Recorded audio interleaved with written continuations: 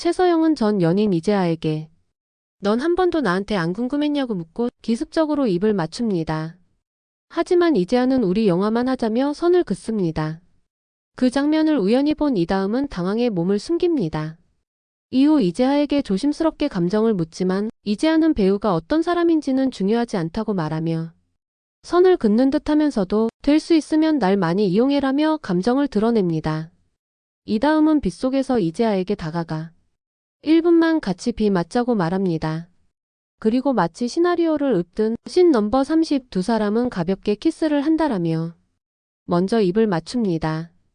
그 키스는 곧 이재하의 진심으로 되돌아오죠.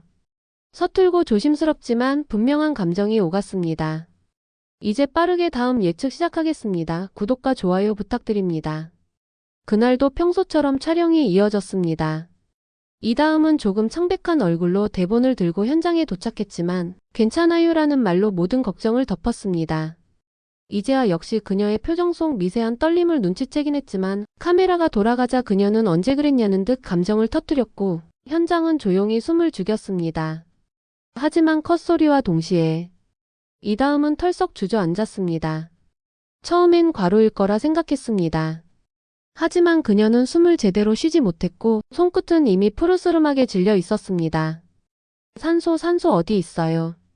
조 감독의 외침에 스태프들이 당황하며 움직였고 제작진은 곧장 119를 불러 병원으로 옮깁니다. 의식 없이 들것에 실려가는 이다음을 보며 이재하의 얼굴도 순식간에 창백해졌습니다. 그는 아무 말 없이 촬영장을 떠났습니다. 감독이 아닌 한 사람으로서 그녀 곁에 있어야 한다는 생각뿐이었습니다. 곧장 달려온 아버지 이정호는 침대 위에 딸을 보고 그대로 주저앉습니다. 팔뚝에 링거가 꽂힌 채 누워있는 이다음. 그녀는 꿈을 꾸듯 얕은 숨을 내쉴 뿐이었습니다. 눈가에 맺힌 이정호의 눈물은 오랜 세월에서 지켜온 단단한 가장의 무너짐이었습니다. 그는 김민석을 향해 말합니다. 여기까지야. 다음이 병원 밖으로 못 나가, 알았지? 김민석은 조용히 고개를 저으며 말합니다. 알겠습니다. 한편 병원에 도착한 이재하는 창밖으로 이다음을 바라보며 말없이 병실 벽을 바라봅니다. 그녀를 여기까지 몰아붙인 게 자신이라는 자책감에 숨도 제대로 쉴 수 없었습니다. 끝까지 가고 싶어요. 내가 사는 날까지. 그녀가 했던 마지막 말이 그의 귓가를 울렸습니다. 제작진은 당황했고 하얀 사랑의 촬영은 전면 중단됩니다. 스태프들은 동요하고 투자사에서는 연락이 빗발치며 제작팀은 혼란에 빠지죠. 하지만 이재하의 눈엔 카메라, 제작, 투자 아무것도 들어오지 않았습니다. 그는 묵묵히 병실 앞 의자에 앉아 다음의 의식이 돌아오기만을 기다립니다. 그녀는 지금 영화 속 규원이 아니라 진짜 삶과 죽음 사이를 걷고 있는 이다음이었습니다. 흐릿한 새벽빛이 병실 창으로 들어옵니다. 이다음은 혼자 깨어 있었습니다. 심장 박동기의 리듬, 링거에게 똑딱이는 소리, 그리고 아버지 이정호가 웅크린 채 잠들어 있는 소파. 그녀는 조용히 몸을 일으킵니다. 허약해진 몸이지만 그 순간만큼은 마음이 그녀를 일으켰습니다. 탁자 위에 놓인 종이 한 장과 펜. 그녀는 천천히 손을 뻗어 몇 자를 씁니다. 아빠. 저는 솔직히 방법을 잘 모르겠어요. 아빠 마음은 너무 잘 알아요. 하지만 아빠 말대로는 살 수가 없어요. 펜촉이 종이를 누를수록 눈물도 배어 나옵니다. 그녀는 편지를 반으로 접고 아버지의 손 가까이에 놓습니다. 한참을 아버지 얼굴을 바라보다 조용히 말합니다. 미안해요. 근데 살아보고 싶어요. 진짜 나로. 그리고 그녀는 링거를 조심스럽게 뽑고 입고 있던 환자복 위에 카디건을 걸친 채 조용히 병실을 나섭니다. 병원 밖 새벽 공기가 폐 속 깊이 들어옵니다. 조금 차고 조금 맑은 공기. 그녀는 마치 처음 세상에 나온 사람처럼 눈을 감고 그 공기를 온몸으로 마십니다. 그리고 그 순간 이다음은 환자가 아닌 한 사람으로 다시 태어납니다. 감독이 선택한 주인공도 아닌, 죽어가는 사람도 아닌 살아있는 사람 이다음. 그녀는 택시를 타고 촬영장 근처의 조용한 숙소로 향합니다. 창밖으로 지나가는 불빛을 바라보며 속삭입니다. 이대로 병원에 누워있는 게 나를 위한 게 아니야. 나는 내가 기억되길 원해. 내가 살아있던 순간들로. 한편 그녀가 사라졌다는 사실을 뒤늦게 알게 된 병원은 비상 상황에 돌입합니다. 이정호는 병실에서 편지를 발견하고 무너지고 맙니다. 하지만 이 다음은 돌아올 생각도 숨을 생각도 없었습니다. 이제 남은 시간은 오로지 자신의 방식대로 자신의 장면을 살아내는 것이었습니다. 이 다음에 이번 소식은 촬영장보다 먼저 관계자 사이에서 조용히 퍼졌습니다. 병세가 악화돼 중환자실에 있다는 정보는 곧장 최서영의 귀에도 들어갑니다. 처음에는 짧은 정적 그리고 고개를 돌리며 매니저에게 묻습니다. 정확히 어디 병원이야? 얼마 후 서울 시내의 한 대형 병원 복도. 최서영은 선글라스를 쓰고 조용히 병동을 찾아옵니다. 그녀의 표정은 평온했지만 눈빛은 예리했습니다. 주치의 김민석을 발견한 그녀는 아무렇지 않은 듯 다가가 묻습니다. 안녕하세요. 혹시 이다음 씨 담당 선생님 맞으시죠? 김민석은 놀란 듯 얼굴을 돌리며 묻습니다. 누구세요? 최서영입니다. 배우 지금은 같은 작품 하고 있고요.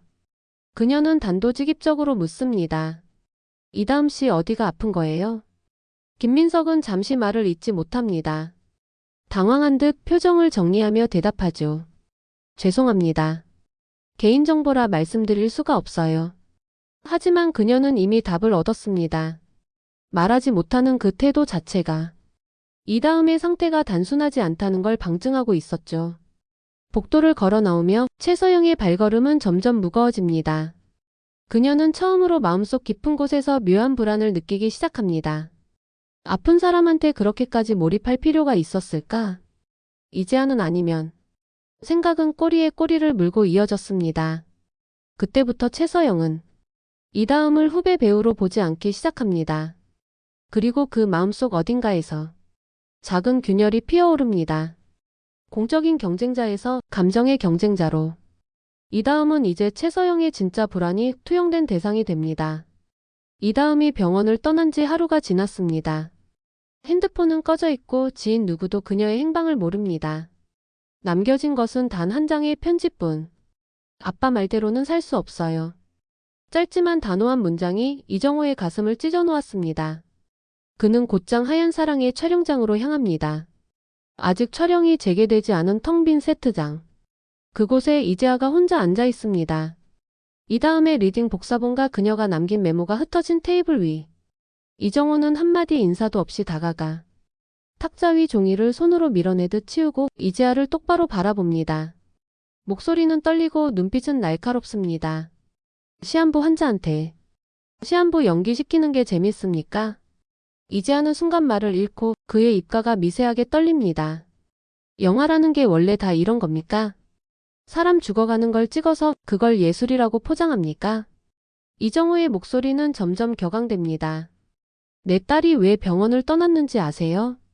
당신이 그녀를 배우로 봐줬기 때문이 아니라 죽을 시간까지 쥐어짜야 하는 존재로 만들었기 때문이에요. 이재하는 아무 말도 하지 못합니다. 그의 시선은 바닥에, 손은 가만히 팔걸이를 움켜쥐고 있습니다. 이정호의 말은 단순한 분노가 아니었습니다. 한 아버지의 절규, 딸을 살리려 했던 사람의 무너진 심장이었죠. 그는 마지막으로 말합니다. 내 딸을 당신이 만든 이 시나리오 안에서 죽게 만들지 마요. 그건 현실이에요. 누군가의 생이란 말입니다. 그 말을 남기고 이정호는 그대로 등을 돌립니다. 텅 빈 복도를 따라 사라지는 그의 뒷모습엔 분노보다 더 깊은 절망이 드리워져 있습니다. 이재하는 아무 말도 하지 못한 채 조용히 혼자 남은 대본을 다시 펼쳐봅니다. 그는 처음으로 깨닫습니다. 자신이 선택했던 이 영화가 누군가에겐 예술의 완성이었고 누군가에겐 인생의 마지막이었다는 것을. 카메라 렌즈 너머에 있던 이 다음. 그는 지금 그녀가 남긴 장면 속에서 사람과 작품 사이, 감독과 인간 사이에서 자신의 윤리를 다시 묻고 있었습니다. 이 영상은 넷피셜로 제작되는 것이니 본 방송과 내용이 달라질 수 있는 점 양해 부탁드립니다.